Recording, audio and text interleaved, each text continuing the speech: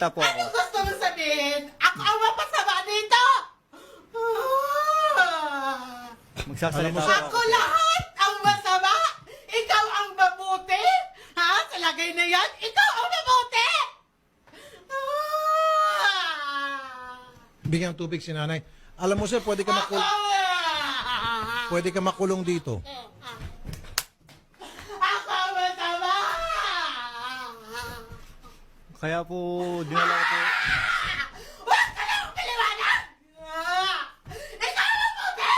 Ako ang masama! Ako ang masama! Tumahimik ka na lang sir.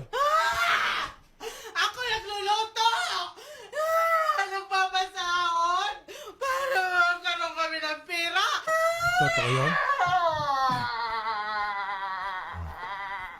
Bakit tinuturuan ka lang nitong si...